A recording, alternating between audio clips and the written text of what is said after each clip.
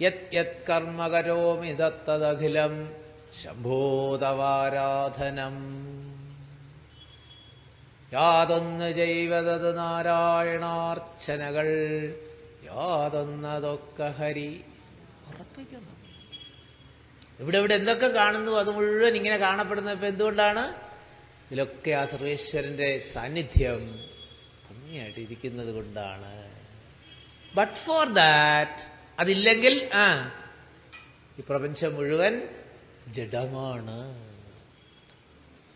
ജഡമായ പ്രപഞ്ചം സക്രിയമാകുന്നത്, സജീവമാകുന്നത് ഭഗവത് ചൈതന്യത്തിന്റെ സാന്നിധ്യത്തിൽ മാത്രമാണ്. അപ്പൊ എവിടെവിടെ ആക്ടിവിറ്റി, കർമ്മം, ചലനം കാണുന്നുവോ അപ്പോഴൊക്കെ ഉറപ്പിച്ചോളൂ, എന്ത്? ജഡമായ ഒരു ഉപാധിയും അതിനെ പ്രവർത്തിപ്പിക്കുന്ന ഒരു ചൈതന്യവും അവിടെ കൂടിച്ചേർന്നിട്ടുണ്ട്. ഒന്നാമത്തെ വരി. രണ്ടാമത്തെ വരി എന്ത് പറയണം? അതിലെ ജഡാംശം നശിക്കുന്നതാണ്, ചൈതന്യത്തിന്റെ അംശത്തിന് ഒരിക്കലും. ബൾബും മൈക്കും CFL ഒക്കെ ഉണ്ടായി നിലനിന്നില്ലാതാകും, പക്ഷെ വൈദ്യുതി ഒരിക്കലും നശിക്കുന്നില്ല. ചൈതന്യത്തിന്റെ അംശമാണ് പ്രവർത്തിപ്പിക്കുന്ന. ബൾബും ഹീറ്ററും കൂളറും ഫ്രിഡ്ജും കമ്പ്യൂട്ടറും ഒക്കെ ജഡങ്ങളാണ്. അവയൊക്കെ പ്രവർത്തിപ്പിക്കുന്നത് ഇലക്ട്രിസിറ്റി. ഇതുപോലെ നമുക്ക് മനസ്സിലാക്കുക. ആഭരണങ്ങൾ സ്വർണത്തിൽ ഉണ്ടായി നിലനിന്നില്ലാതാകും, പക്ഷെ സ്വർണം ഒരിക്കലും ഇല്ലാതെയാകുന്നില്ല. സ്വർണമാകുന്ന കാരണവസ്തുവിന്റെ നാമരൂപങ്ങളോട് കൂടിയുള്ള ആവിഷ്കാരം മാത്രമാണ് ആഭരണം. ഇത് ഉറപ്പിച്ചു കഴിഞ്ഞാൽ ഇങ്ങനെ ചിന്തിച്ചുറപ്പിക്കാൻ കഴിയണം. എൻ്റെ ശരീരവും മനസ്സും ബുദ്ധിയും, എൻ്റെന്ന് പറയുന്നത് ശരിയല്ല, ഈ ശരീരവും മനസ്സും ബുദ്ധിയും ഇപ്പോൾ ഇങ്ങനെ പ്രവർത്തിക്കുന്നത് എന്തുകൊണ്ടാണ്? ഭഗവത് ചൈതന്യത്തിന്റെ സാന്നിധ്യം കൊണ്ട് മാത്രമാണ്. ചിന്തിച്ചുറപ്പിച്ചുകൊണ്ടിരിക്കണം, ഉറപ്പിച്ചുകൊണ്ടേയിരിക്കണം. പലപ്പോഴും കേട്ടാ പോരാ. പിന്നെ രാമായണ ഹോളിൽ കേട്ടുകൊണ്ടിരുന്നപ്പോൾ നന്നായിട്ട് ഉറച്ചു, പക്ഷെ വെളിയിലിറങ്ങി ചെരുപ്പിട്ടതോടുകൂടി എല്ലാം പോയി. അതുകൊണ്ടാണ് ശ്രവണം ഫോളോഡ് ബൈ മനനം. നന്നായിട്ട് കേട്ടുറച്ചാൽ മനനം വളരെ എളുപ്പമായിരിക്കും. വാണികൾ കൊണ്ട് നാമകീർത്തനം ചെയ്യാകേണം, പാണികൾ കൊണ്ട് ചരണാർച്ചനം ചെയ്യാകേണം, ശ്രോത്രങ്ങൾ കൊണ്ട് കഥാശ്രവണം ചെയ്യാകേണം, നേത്രങ്ങൾ കൊണ്ട് രാമലിംഗങ്ങൾ കാണാകേണം. യാതൊന്ന് കണ്ടത് നാരായണ പ്രതിമ, യാതൊന്ന് കേട്ടത് യത് യത് കർമ്മ കരോമി. എന്തെന്താണോ ഞാൻ ചെയ്യുന്നത്, ഭഗവാൻ അർജുനോട് നിർദ്ദേശിച്ചത് അത് തന്നെയാണ്. യത് കരോഷി യത് അശ്നാസി യജ്ജുഹോഷി ദദാസി യത് യത് തപസ്യസി കൗന്ദേയ തത്കുരുഷ്വമദർപ്പണം. എന്ത് ചെയ്യണം? ചേതസാ സർവകർമാണി മയി സന്യസ്യ.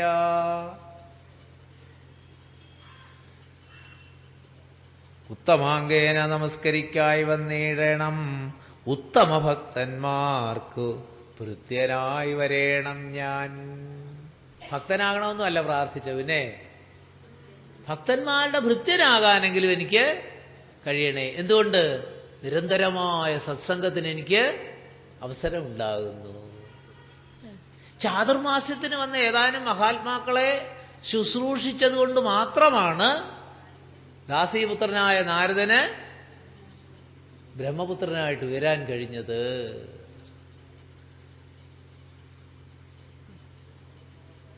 എട്ടും പൊട്ടും തിരിയാത്ത 5 വയസ്സുള്ള ധ്രുവകുമാരന് മന്ത്രോപദേശം നൽകി കാട്ടിലേക്ക് അയച്ചു ഈ നാരദൻ.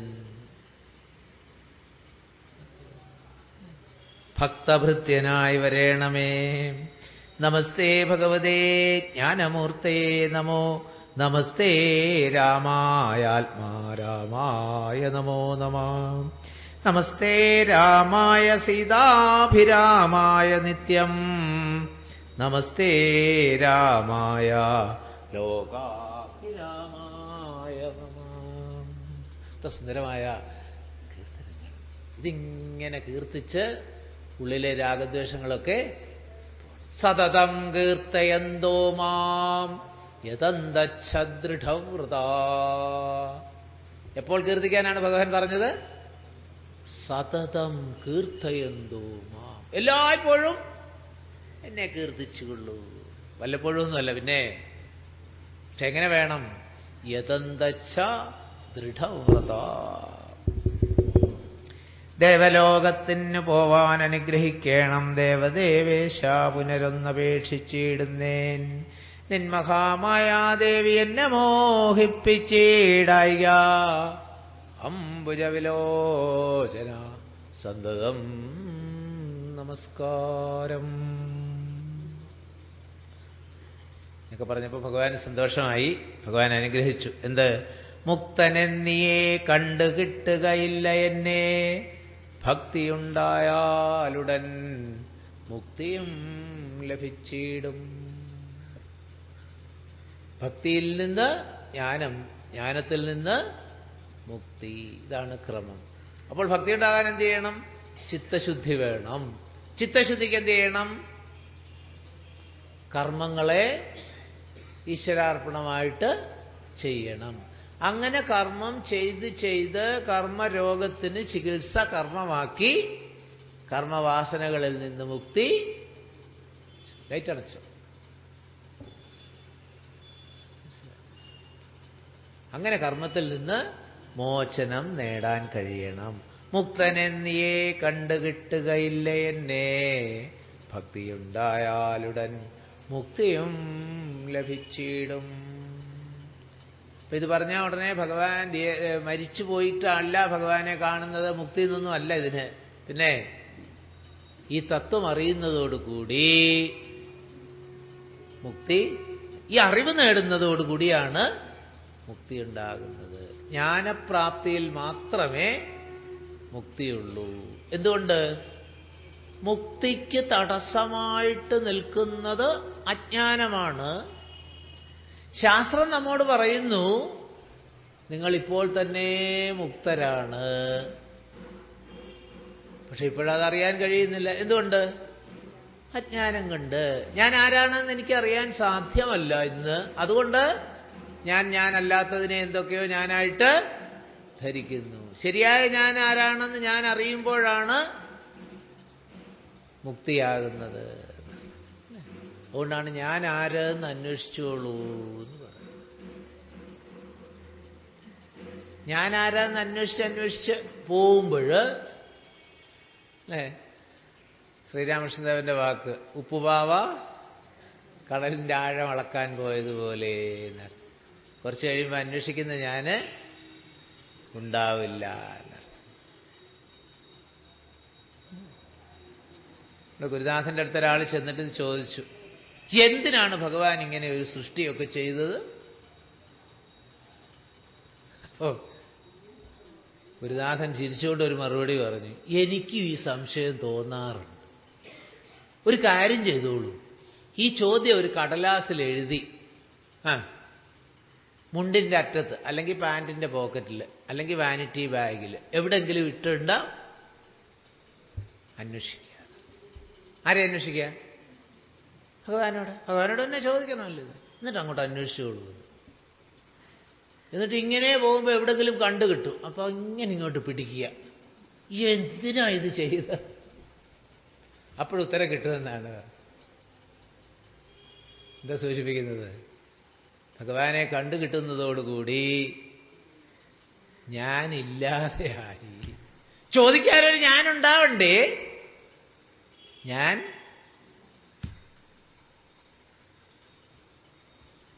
മുക്തനെന്നിയേ കണ്ടുകിട്ടുകയില്ല എന്നെ. അപ്പൊ ആദ്യം മുക്തി വേണ്ടത് എവിടെ നിന്നാണ്? ഞാനിൽ നിന്നാണ് എനിക്ക് മുക്തി ആവശ്യം. അതാണ് ഇവിടെ പറഞ്ഞത്, മുക്തനെന്നിയേ കണ്ടുകിട്ടുകയില്ല. അപ്പൊ ഏതിൽ നിന്നാണ് ആദ്യം വേണ്ടത്? അഹങ്കാരത്തിന്റെ പിടിയിൽ നിന്നാണ് മോചനം. ഇന്ന് നമ്മളൊക്കെ എന്തിന്റെ തറവറയിലാണ്? സെൽഫ് മെയ്ഡ് അഹങ്കാരത്തിന്റെ പിടിയിൽ നിന്ന്. ഇതാരാ തന്നത് ഈ അഹങ്കാരം? ഭഗവാൻ എല്ലാവർക്കും ഓരോ സ്പൂൺ അഹങ്കാരം കോരിക്കൊടുത്ത് ഇങ്ങോട്ട് വിട്ടു.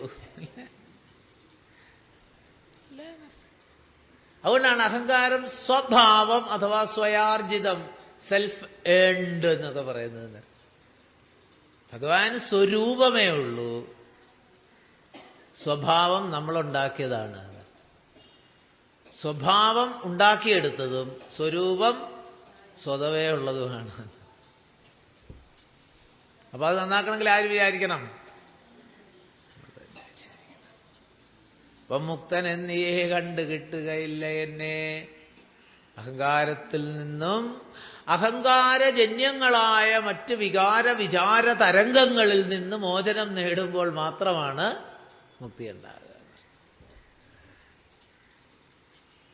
നമ്മുടെ ഉപാസനകളൊക്കെ എന്തിനു സഹായിക്കണം? അഹങ്കാരാദി വികാര വിചാരങ്ങളിൽ നിന്ന്, അഹങ്കാരത്തിന്റെ തടവിൽ നിന്ന് മോചനം. അതുകൊണ്ടാണ് കംസനാകുന്ന അഹങ്കാരത്തിന്റെ പിടിയിലാണ് ബുദ്ധിയാകുന്ന വസുദേവരും മനസ്സാകുന്ന ദേവകീദേവിയും. പക്ഷെ ശുദ്ധചിത്തമായ വസുദേവനും ആ വസുദേവനെ അനുസരിക്കുന്ന ദേവകീദേവിയും ആയതുകൊണ്ട് അവിടെ കൃഷ്ണാവതാരം നടന്നു എന്ന് പറഞ്ഞാൽ എന്താണ്? അവിടെ ആത്മബോധം ഉണ്ടായി എന്നർത്ഥം. അവിടെ കൃഷ്ണ അവതരിച്ചു എന്ന് പറഞ്ഞാൽ എന്താ അർത്ഥം? ആത്മബോധം ഉണ്ടായി. ആർക്ക്? സത്യം വിശുദ്ധം വസുദേവ സംജ്ഞിതം. ശുദ്ധമായ ചിത്തമാണ് വസുദേവ. സത്യം വിശുദ്ധം വസുദേവ സംജ്ഞിതം. അപ്പൊ അഹങ്കാരത്തിന്റെ തടവറയിൽ കിടന്നിട്ടും അവിടെ വസുദേവർക്കും ദേവയ്ക്കും അത് സാധിച്ചു. അപ്പൊ മുക്തി എവിടെ നിന്നാണ് ആദ്യം വേണ്ടത്? കാരണം ഇതെടുത്ത് സൂചിപ്പിക്കുന്നത് ഈ മുക്തിയെക്കുറിച്ചും മോക്ഷത്തെക്കുറിച്ചൊക്കെ നമുക്ക് ഒരുപാട് വേണ്ടാത്ത ധാരണകളുണ്ട്. മരിക്കുക, മരിച്ചു പോകുന്ന വഴിക്ക് അല്ലേ, ഈ ബൊഫെ പാർട്ടി പോലെ. ബൊഫെ പാർട്ടിക്ക് എങ്ങനെ പ്ലേറ്റ് എടുത്തിട്ട് ഇങ്ങനെ ഓരോരോ ഐറ്റം വാങ്ങിച്ച് പോകില്ലേ, അതുപോലെ ഇങ്ങനെ വെച്ചിരിക്കുകയാണ് ഈ മോക്ഷത്തിന്റെ ഓരോ ഭാഗങ്ങൾ. ഇങ്ങനെ ചില തെറ്റിദ്ധാരണകളൊക്കെ നമുക്ക് ഉണ്ട് എന്നർത്ഥം. മോഹക്ഷയം മോക്ഷം, ഇന്നലെ നമ്മൾ ഒരു നിർവചനം പറഞ്ഞു. അപ്പൊ മുക്തി ഏതിൽ നിന്നാണ് വേണ്ടത്? നമ്മൾ തന്നെ ഉണ്ടാക്കിയെടുത്ത അഹങ്കാരത്തിൽ നിന്ന്. അപ്പോൾ ഭഗവാൻ ആദ്യം സമർപ്പിക്കേണ്ടത് എന്താണ്? അഹങ്കാരം. ഒരു മഹാത്മാവിനോട് ചോദിച്ചപ്പോൾ പറഞ്ഞ അങ്ങനെ തന്നെയാണ്. ഭഗവാൻ ഇല്ലാത്തതും നമുക്കുള്ളതുമായ ഒരു സാധനമുണ്ട്. എല്ലാം ഭഗവാന്റെ ആണെന്ന് പറയും, പക്ഷേ ഭഗവാൻ ഇല്ലാത്തതും നമുക്കുള്ളതുമായ ഒരു സാധനമുണ്ട്. എന്ത്? അഹങ്കാരം. നമുക്കുള്ളതും മറ്റൊരാൾക്കില്ലാത്തതും അല്ലേ കൊടുക്കേണ്ടത്? ഇപ്പൊ റേഷൻ കട നടത്തുന്ന ഒരാളിന് പഞ്ചസാര പ്രത്യേകം കൊണ്ട് കൊടുക്കേണ്ട ആവശ്യമുണ്ട്? ഒരു പ്രയാസമില്ല അദ്ദേഹത്തിന്. ഇല്ലെങ്കിൽ അതുപോലെ ഏതെങ്കിലുമൊക്കെ. അപ്പൊ ആ ആളിനില്ലാത്തതും നമുക്കുള്ളതുമായിട്ടല്ലേ കൊടുക്കാൻ പറ്റുള്ളൂ. ഭഗവാൻ ഇല്ലാത്തത് നമുക്കുള്ളതുമായതാണ്, നമുക്ക് ധാരാളം ഉള്ളത്. എന്താണ് അത്? ഭഗവാന് എത്ര സുന്ദരമായിട്ടാണ് മഹാത്മാക്കൾ ഇത് പറഞ്ഞു തരുന്നത് നോക്കൂ. ആ മുക്തി എന്നുള്ള ഒരു വാക്കിനെ കുറിച്ചാണ് ഇത്രയും സൂചിപ്പിക്കുന്നത്. അപ്പൊ ഏതിൽ നിന്നാണ് മുക്തി വേണ്ടത്? അഹങ്കാരത്തിൽ നിന്ന്. അതിനെന്ത് വേണം? ഭക്തിയുണ്ടായാലുടൻ മുക്തിയും സംഭവിക്കും. ഭക്തി കൊണ്ട് സാധിക്കേണ്ടത് എന്താണ്? ഭഗവത് തത്വത്തെ അറിയണം. ഭക്തി എന്നുള്ളതിനെ കുറിച്ച് വേണ്ടാത്ത തെറ്റിദ്ധാരണകൾ വെച്ചുകൊണ്ടിരുന്നിട്ട് എനിക്ക് ഇത്രയും കാലം ഭക്തി ഉണ്ടായി, ഞാൻ എന്നിട്ട് അത് ചെയ്തു ഇത് ചെയ്തു എന്നിട്ട് സാധിച്ചില്ലല്ലോ എന്ന് പറയരുത് എന്നർത്ഥം. ശരിയായ ഭക്തി എന്താണെന്ന് മഹാത്മാക്കളിൽ നിന്ന്, സത്സംഗത്തിൽ നിന്ന്, ശാസ്ത്രത്തിൽ നിന്ന് അറിയൂ.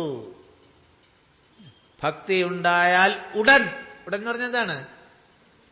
ഭക്തി ഉണ്ടായി ഞാനിങ്ങനെ കിളിവാതിൽ വിഴിയും നട്ടു കാത്തിരുന്നു എന്ന് പാടേണ്ട ആവശ്യമൊന്നുമില്ല. പിന്നെ ഭക്തിയുണ്ടായോ ഉടൻ. ഉടനടി എന്ന് പറയില്ലേ, അപ്പോൾ സംഭവിച്ചിരിക്കുക. യാതൊരു സംശയമില്ല. ഭക്തിയുണ്ടായാൽ ഉടൻ മുക്തിയും ലഭിച്ചിടും. എന്തുകൊണ്ട്? ഭക്തി വളരുന്നതോടുകൂടി അഹങ്കാരം ഇല്ലാതാകുന്നു. അഹം ബ്രഹ്മാസ്മി, ഞാൻ ഭഗവത് ചൈതന്യം തന്നെയാണ്, സമസ്ത ചരാചരങ്ങളിലും ആത്മസ്വരൂപേണ വ്യാപിച്ചിരിക്കുന്ന ആ ചൈതന്യം തന്നെയാണ് എൻ്റെ ഉള്ളിൽ പ്രകാശിച്ചുകൊണ്ടിരിക്കുന്നത് എന്ന ബോധം വരുന്നതോടുകൂടി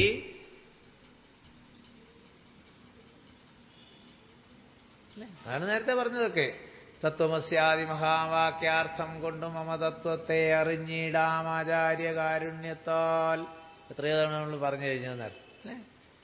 തത്വമസി മഹാവാക്യത്തെയൊക്കെ അപഗ്രഥനം ചെയ്ത് ഉറപ്പിച്ച് അഹം ബ്രഹ്മാസ്മി എന്ന് പറഞ്ഞു. ആ സമസ്ത ചരാചരങ്ങളിലും പ്രകാശിക്കുന്ന ആ ചൈതന്യം തന്നെയാണ് ഈ ശരീരമനോബുദ്ധ്യാദികളെ സജീവമാക്കിക്കൊണ്ട് സക്രിയമാക്കിക്കൊണ്ട് ഇപ്പോൾ നിലനിൽക്കുന്നത്. അങ്ങനെ ഭാവന ചെയ്ത് ഉറപ്പിക്കണം. മുക്തിക്ക് അതല്ലാതെ വേറെ യാതൊരു മാർഗവുമില്ല. രാമനോടജിജ്ഞയും കൈക്കൊണ്ട് വിദ്യാധരൻ കാമലാഭേന പോയി നാഗലോകവും പുക്കാൻ. ഇക്കഥ ചൊല്ലി സ്തുതിച്ചീടിന പുരുഷന് ദുഷ്കൃതമകന്ന് മോക്ഷത്തെയും പ്രാപിച്ചിടാം. എന്താ സൂചിപ്പിച്ചത്? കഥാശ്രവണം മുക്തിക്ക്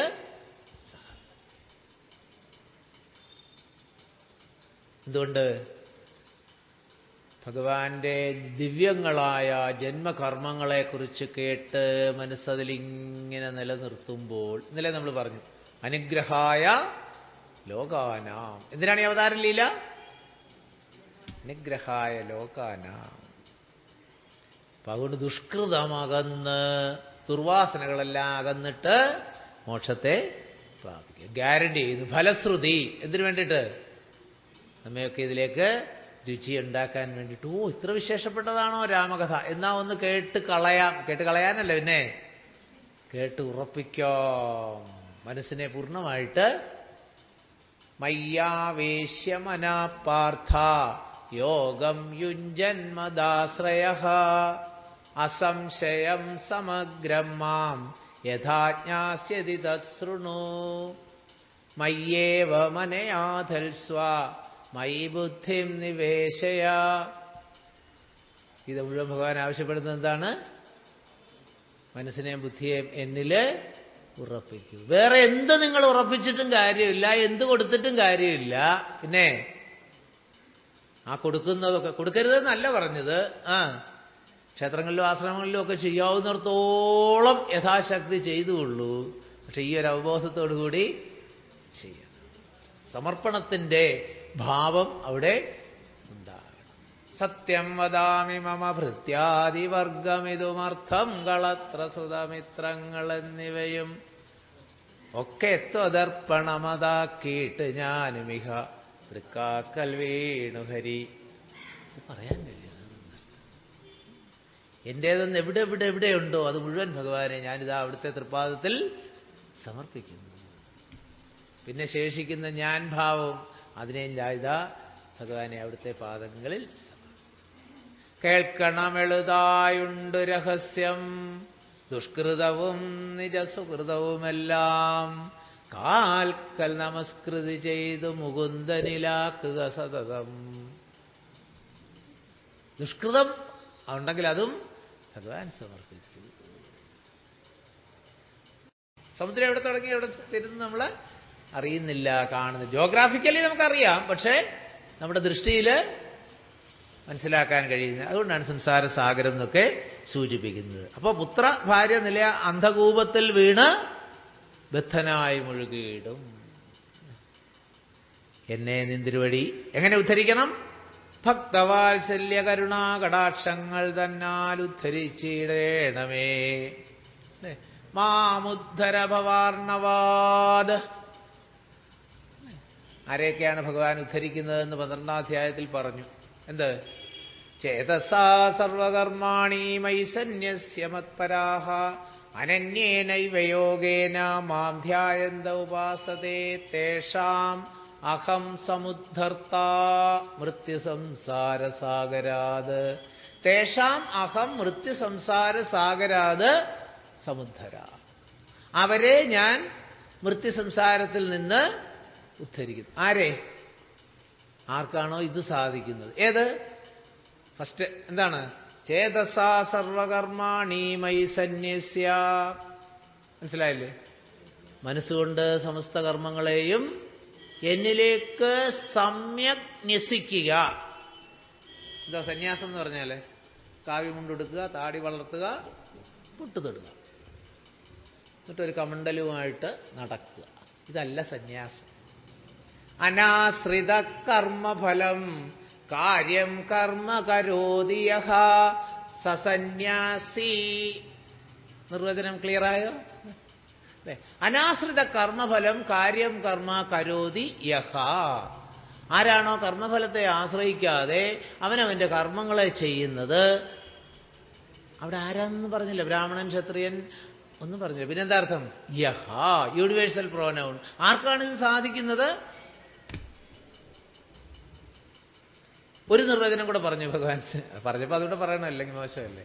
കാമ്യാനാം കർമ്മണാം ന്യാസം സന്യാസം കവയോ വിദുഹു. മനസ്സിലായല്ലേ? കാമ്യാനാം കർമ്മണാം ന്യാസം. കാമ്യകർമ്മങ്ങളെ ന്യസിക്കുക എന്ന് പറഞ്ഞാൽ ഉപേക്ഷിക്കുക. സമ്യക് ന്യാസമാണ് സന്യാസം. അപ്പൊ കാമ്യാനാം കർമ്മണാം ന്യാസമാണ് സന്യാസം. മറ്റടുത്ത് പറഞ്ഞത് എന്താണ്? അനാശ്രിത കർമ്മഫലം കാര്യം. രണ്ടു അർത്ഥം ഒന്ന് തന്നെ സൂചിപ്പിക്കുന്നു. അതുകൊണ്ടാണ് സമസ്ത കർമ്മങ്ങളെയും ഭഗവത് അർപ്പിതമായിട്ട് ചെയ്യും. ഇതാർക്ക് സാധിക്കുമോ അതിനെയാണ് സന്യാസം എന്ന് സൂചിപ്പിക്കുന്നത്. അപ്പൊ സമസ്ത കർമ്മങ്ങളെയും ഭഗവാന് സമർപ്പിക്കാൻ കഴിയണം. അങ്ങനെയുള്ളവരെയാണ് ഭഗവാൻ ഉദ്ധരിക്കുന്നത്. ഇവിടെ ഉദ്ധരിച്ചിടണമേ എന്നുള്ള പ്രാർത്ഥന ഉള്ളത് കൊണ്ടാണ് നമ്മൾ ഇത്രയൊക്കെ അനുസ്മരിച്ചത്. തേഷാം അഹം സമുദ്ധർഥ. അവരെ ഞാൻ നന്നായിട്ട് ഉദ്ധരിക്കുന്നു. അല്ലേ? അപ്പം വെറുതെ മാമുദ്ധര മാമുദ്ധര എന്ന് വിളിച്ചുകൊണ്ട് മാത്രം ആയില്ല. ആരെയൊക്കെയാണ് ഞാൻ ഉദ്ധരിക്കുന്നത് എന്ന് ഭഗവാൻ വളരെ സ്പഷ്ടമായിട്ട് ഭഗവത്ഗീതയെ നമ്മളോട് പറഞ്ഞു തന്നിരിക്കുന്നു. അത് ചെയ്തു കഴിഞ്ഞിട്ടല്ലേ പരാതി പറയാൻ വകുപ്പുള്ളൂ. അതുകൊണ്ട് ആദ്യം എന്ത് ചെയ്യണം?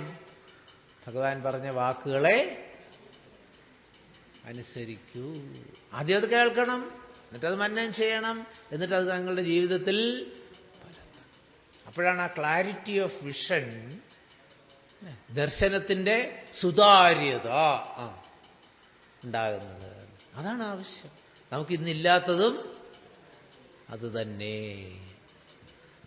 ഈ വിഷന്റെ ക്ലാരിറ്റിയാണ് നമുക്ക് ഇല്ലാതെ പോകുന്നത്. അപ്പോൾ മാത്രമാണ് ഭഗവാൻ ഉദ്ധരിക്കുന്നത്. അല്ലാതെ ഭഗവാൻ ഉദ്ധരിച്ചില്ല എന്ന് പറഞ്ഞിട്ട് കാര്യമില്ല.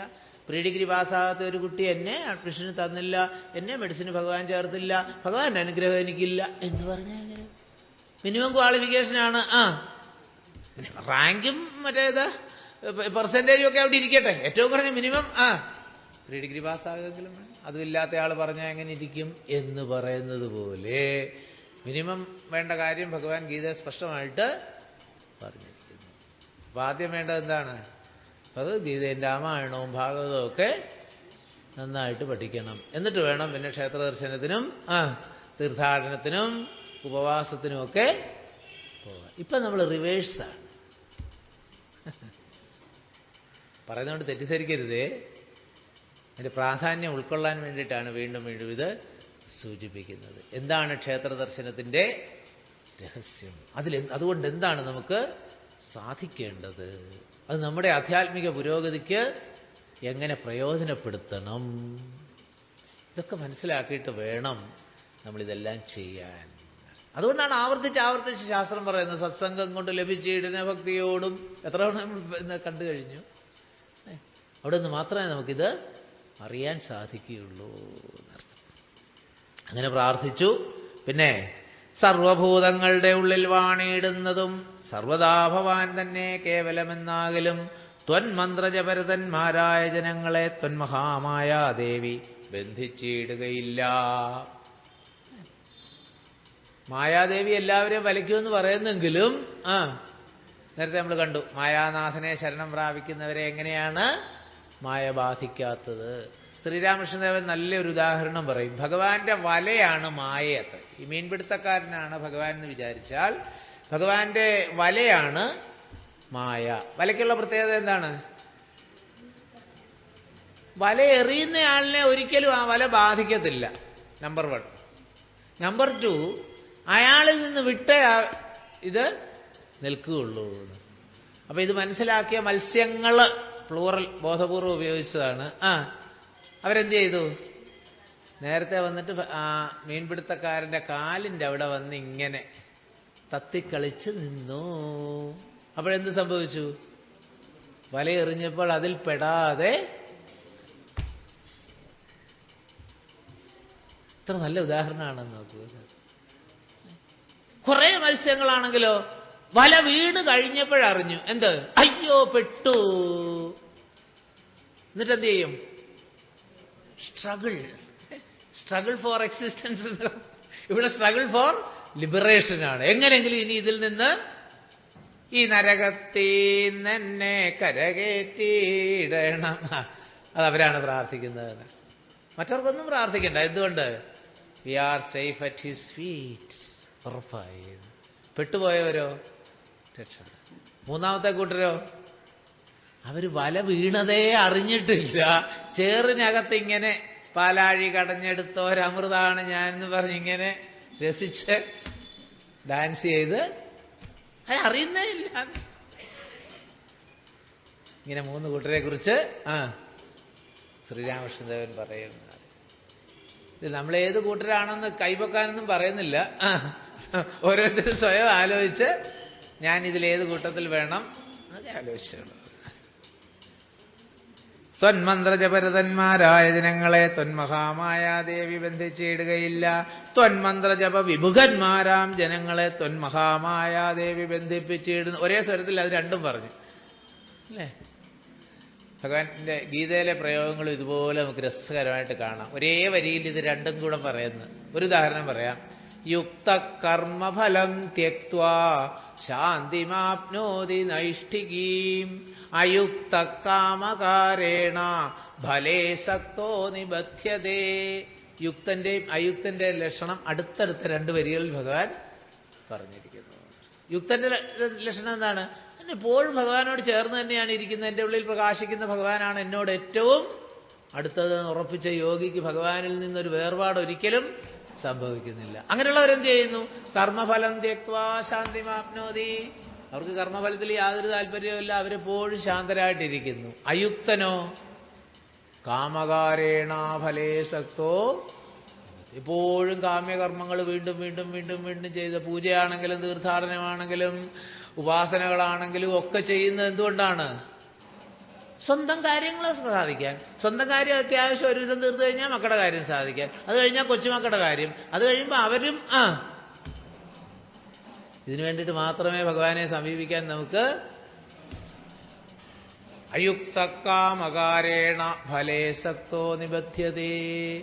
ഫലത്തിന് വേണ്ടിയിട്ട് ഭഗവാനെ ആശ്രയിക്കുന്നവരൊക്കെ ഫലേ സക്തോ നിബധ്യതേ. അവർ ഈ ഫലത്തിൽ താല്പര്യത്തോടെ ഇങ്ങനെ കുടുങ്ങി കുടുങ്ങി കറങ്ങി കറങ്ങി കിടക്കലേ ഉള്ളൂ. അവർക്കൊരിക്കലും സംസാരത്തിൽ നിന്ന് മോചനം കിട്ടില്ല എന്ന് ഉറപ്പ് പറയുന്നു എന്നാണ്. അതാണ് ഇവിടെ ഈ രണ്ട് വരികളെ കൊണ്ട് സൂചിപ്പിച്ചത്. സേവാനുരൂപ ഫലദാന തൽപരൻ ഭവാൻ ദേവപാദപങ്ങളെ പോലെ വിശ്വേശാപോറ്റി.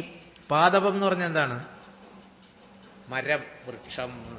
ദേവപാദകം കൽപ്പവൃക്ഷത്തിനെ സൂചിപ്പിക്കുന്നു. അപ്പൊ ആഗ്രഹിക്കുന്ന ഫലത്തെ തരുന്നു എന്നുള്ളതാണ് അവിടെ സൂചിപ്പിക്കുന്നതെന്നർത്ഥം. സേവാനുരൂപ ഫലദാന തൽപരൻ ഭവാൻ ദേവപാദപങ്ങളെ പോലെ. ക്ഷുദ്രം തം ശക്രവാടീദ്രുമം അഭിലഷതി വ്യർത്ഥമർത്ഥിവ്രജോയം. ഒരുപാട് നമ്മളെപ്പോലുള്ളവരെയൊക്കെ വിളിച്ചെന്താണ്? തെണ്ടി എന്നാണ് പച്ച മലയാളത്തിൽ പറയേണ്ടത്. അതിത്തിരി മോശമായെങ്കിലോ എന്ന് വിചാരിച്ച് അർത്ഥി എന്ന് വിളിച്ചു. അപ്പൊ നാരായണീയം വായിക്കുന്നവർക്കൊരു സമാധാനമുണ്ട്. അർത്ഥി എന്നേ പറഞ്ഞോളല്ലോ, തെണ്ടി എന്ന് വിളിച്ചില്ലല്ലോ. അക്ഷരാർത്ഥത്തിൽ എന്താണ്? ഭഗവാന്റെ അവിടെ ചെന്ന് വല്ലതും തരണേ വല്ലതും തരണേ എന്ന് ചോദിക്കുന്നവരെ എല്ലാം കൂടെ ഒരൊറ്റ ബ്രാൻഡ്. എന്ത്? അർത്ഥികൾ. വ്യർത്ഥമർത്ഥിവ്രജോയം. അല്ലേ? ഈ തെണ്ടിക്കൂട്ടങ്ങൾ പച്ച മലയാളത്തില്